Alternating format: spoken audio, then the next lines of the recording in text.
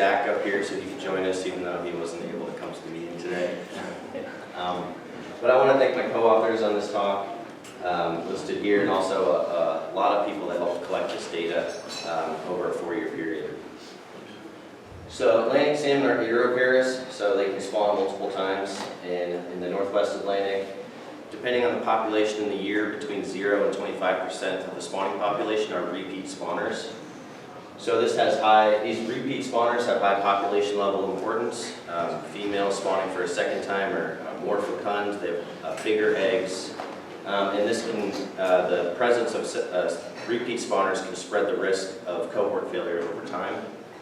At the individual level, spawning behavior represents a trade-off between current and future reproductive success because not only in salmon but across most animals, high reproductive investment usually comes at a cost to adult survival.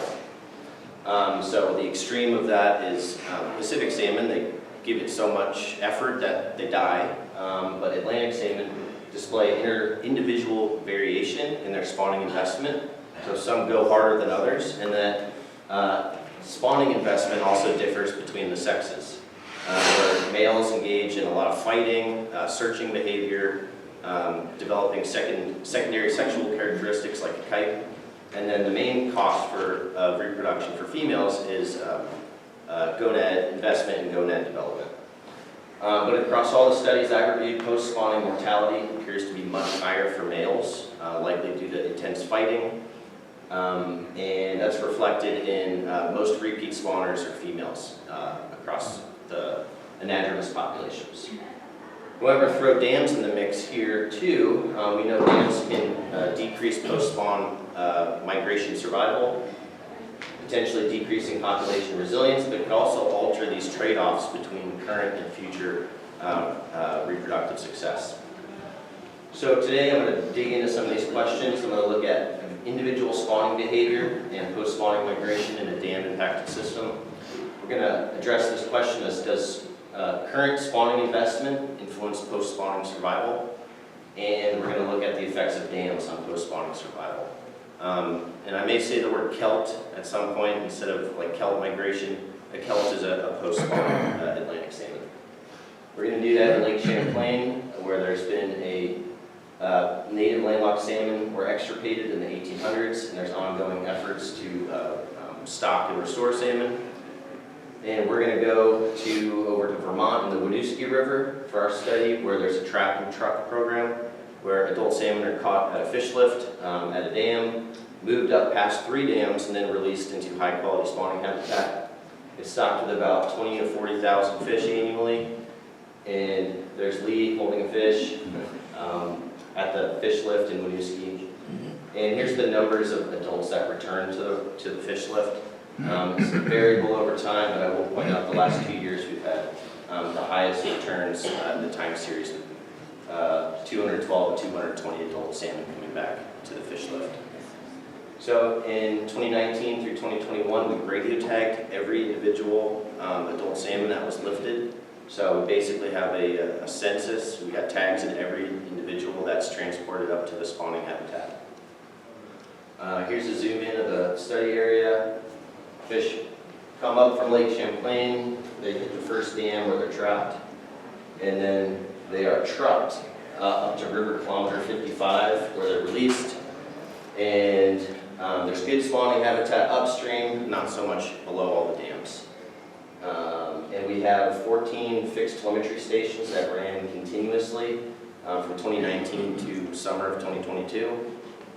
We did weekly mobile tracking year-round, so this is tons of effort to track these fish. Shelby knows. Shelby collected a lot of this data. So 181 dates where mobile tracking was conducted, and this resulted in about 24 million detections at fixed sites and about 4,000 mobile tracking locations. So big giant data set to crunch. We first removed false positives from the fixed antenna records using a Bayesian classifier that removes false positives that are a function of radio wave interference. We also estimated telemetry error for all of the mobile tracking detections using a signal strength model. So how accurate is each of the detections. We were able to estimate that for all the mobile tracking records.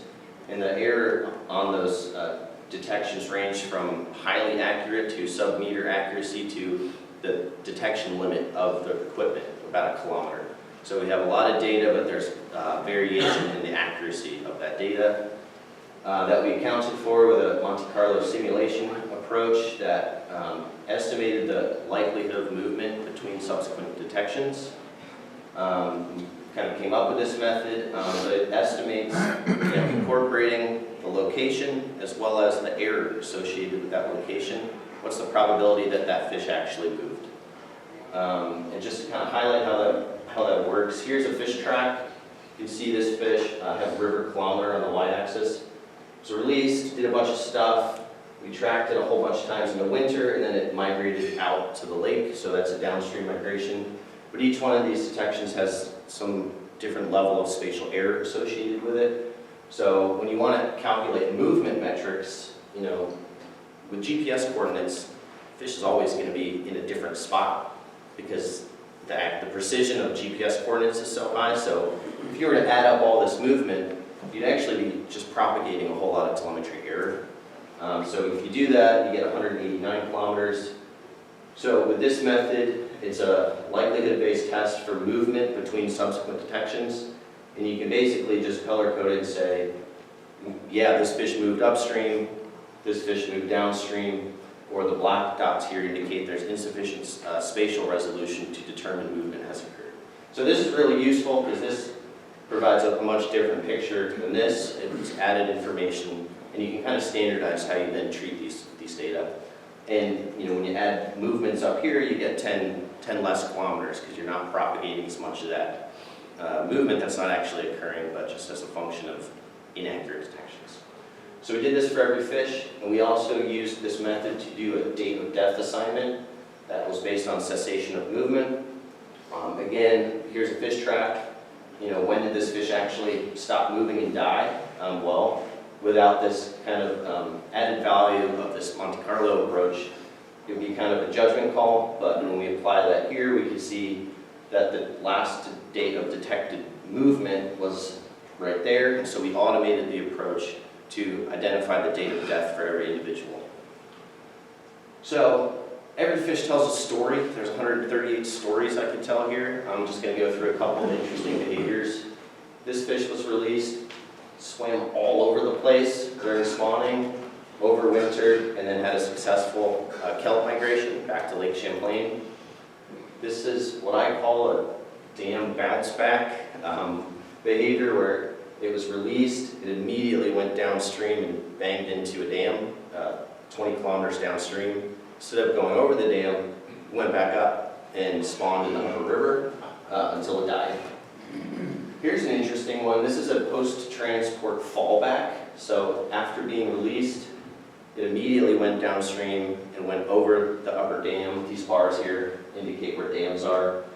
And after going over, it did some between dam ping pong behavior where it was trying to figure out where to go, but it just swam back and forth a whole bunch of times before abandoning spawning and leaving in early November before spawning took place in the system. So, and here's a fish that was released, swam around, probably spawned, and during its downstream migration died at the third dam that it encountered. So every fish has a story like this. And just to put some numbers to things, we observed 19% fallback behavior where they went over the first dam prior to spawning. 9% died in the river before spawning started. 19% successfully survived their migration back to Lake Champlain. 9% were doing this bounce back behavior where they looked like they were going to be fallbacks, but then they turned around and went back up. And 6% of fish were ping-ponging between dams, at least to some degree. And 104 fish initiated a kelp migration that we could detect. 86% of those occurred in the fall, right after spawning. 14% overwintered in the river and migrated in the spring. So we also quantified spawning effort using movement metrics. So for this, we want to say how much effort are you putting into spawning, and we did that by calculating two metrics: total movements that occurred prior to the kelp migration and how many directional switches an individual made prior to initiating kelp migration. So just to get some numbers here, this fish moved 186 kilometers during the spawning period and switched directions 29 times. Really just going all over the place. Here's a fish that did a little bit less, 19 kilometers, 10 switches. This fish gets 0 because this fish immediately initiated that downstream migration. So it wasn't in the upper river making any movements related to spawning. It was just trying to get out. So we did that for all the fish. And the first, I think, kind of big picture result is that we observed really dramatic differences between males and females. So males were swimming all over the place during the spawning period, and females were moving very little. This was consistent across the 3 years of the studies. Oh man, 5 minutes left. And we saw the same thing with directional switches. Males were switching directions way more times than females, which might lead you to believe that males are suffering a higher cost and are going to die more due to this increase in effort. But strangely, that is not what we found. So here's a Kaplan-Meier curve of survival. So using those assigned death dates, and we found that females, after release, were dying faster than males for the first 40 days, until at which point survival kind of leveled off between the sexes.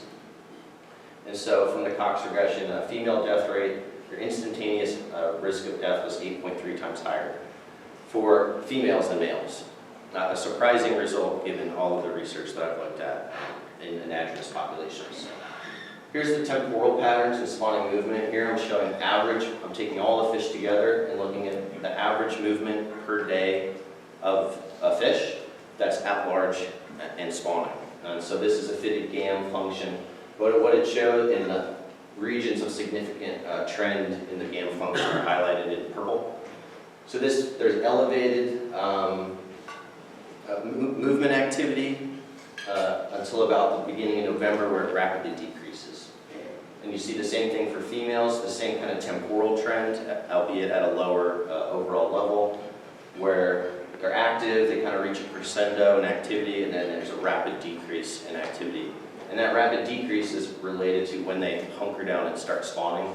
So across the 3 years of the study, this is just 1 year, that decrease in female movement kind of lined up perfectly with when we first started finding reds in the system. So that those dots are when we found reds. It also corresponded with declining water temperature.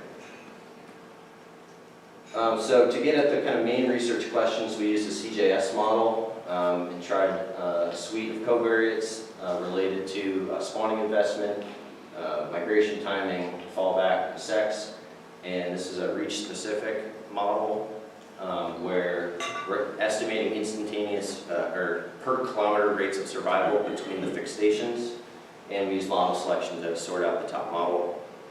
And I'll just tell you, the top model was sex, year, fallback, migration timing, and reach type. So was there a dam or not a dam? It did not include a spawning effort metric, so there wasn't an indication that more activity during spawning had a cost on the downstream migration. And I'm going to show the covariates and their odds ratios in terms of their importance in the model. So dams were by far had the biggest impact on survival. Mortality per kilometer was 18 times higher in dam-impacted reaches than free-flowing reaches. Fall migrants had the worst survival. So those that spawned and migrated out in the same fall. Spring migrants had the best survival, which is interesting. So spring migrants had 5.87 times higher survival than fall migrants.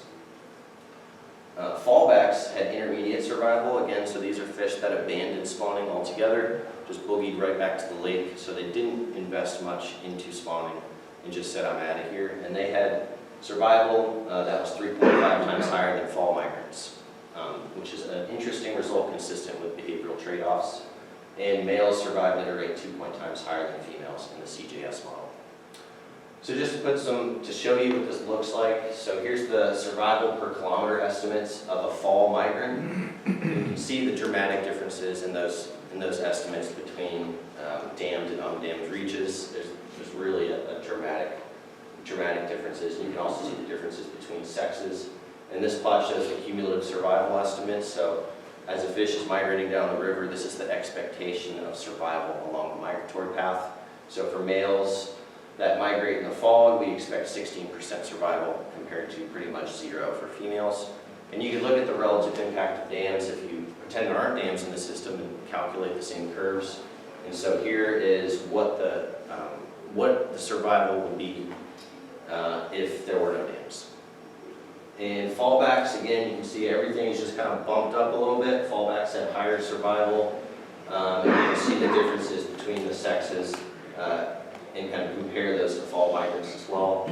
And then here's spring migrants that had surprisingly high survival. So those that migrated in the spring, our observed values or estimates were 72% survival and 41% survival for males and females. And again, if removing the impact of dams, those bump up to 80 and 62%. So to wrap things up, are these results consistent with behavioral trade-offs? So we did not find evidence that the more you swim around, the higher the likelihood is that you're going to die later on. And kind of contrary to this, females that moved less actually had higher mortality during the kelp migration. So contrary to previous research, but I'm still working on explanations, but it could be that females are impacted more by the tagging and handling effects, or it could be related to sex-specific effects of thiamine deficiency, which is a major issue in Lake Champlain that could hinder migration and post-spawning survival. But high fallback survival is consistent with the behavioral trade-off. So these are fish that say, I'm out of here, I'm not spawning at all. So their spawning investment is pretty much 0. And their survival was 3.5 times higher than fish that spawned and migrated in the fall. And by far the most important thing here in this model is the presence of dams, which suggests that there's need for improving downstream fish passage facilities in this river. But also, if you think about on a broad scale, if post-spawning survival is so severely impacted by dams, it can really tip kind of the scales in the evolution of behavioral trade-offs for Atlantic salmon, kind of moving them more towards a semi-paris life history. Because if there's no chance of survival, you might as well go as hard as you can right now to increase your current reproductive success. And I'm probably way over my time, so I'll thank everyone who helped put this together, especially all the folks who collected some of this data.